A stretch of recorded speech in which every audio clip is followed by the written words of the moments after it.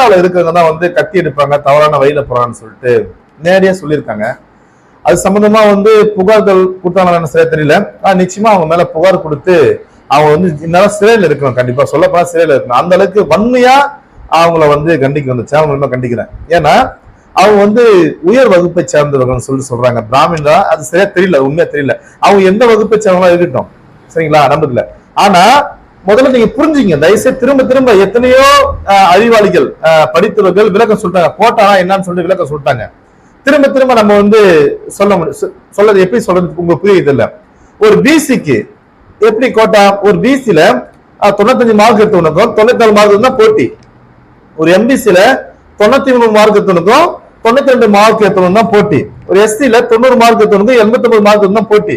எஸ்டில அதே மாதிரி தான், எல்லாத்துலயும். அப்ப கோட்டா விசா பிரிச்சுட்டாங்க. இன்னும் சொல்ல போனா எஸ்சிக்கு வந்து 18% தான், அதுல 3% வந்து அருந்ததி கொடுத்துட்டாங்க. எஸ்டிக்கு 1, எம்பிசிக்கு 22%, மீதி எல்லாமே வந்து பிசி ஜெனரல் ஃபுல்லா. புரியுதுங்களா? சோ கோட்டாவில எந்த ஒரு கருத்தும் கிடையாது. உங்களுக்கு கரெக்டா என்ன தேவையோ அதை கொடுத்துட்டாங்க. உங்களுக்கு போட்டி இருக்கு, அதை படித்தவங்க விலகிட்டாங்க. ஆனா ஒண்ணுத்துக்கும் உதவாத நடிகை கஸ்தூரிலாம் இப்ப என்ன பண்றாங்க? சம்பந்தமே இல்லாத ஒரு பேட்டி, அவங்க பேட்டி எடுக்கலாம்ல, முதல்ல அவனை பிடிச்சி ஏதாவது பண்ணணும் சொல்லிட்டு உண்மையா தோணுது.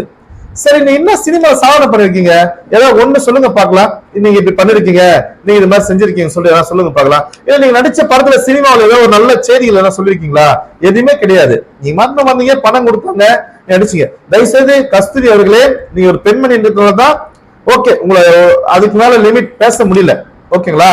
ஆனா இனிமேல் நீங்க பேசும்போது பார்த்து பேசுங்க. ரொம்ப தப்பா பேசுறீங்க, எந்த ஜெனரேஷன்ல வாழ்ந்துட்டு இருக்குன்னு சொல்லிட்டு பாருங்க, அத மாதிரி பேசுங்க, சரிங்களா?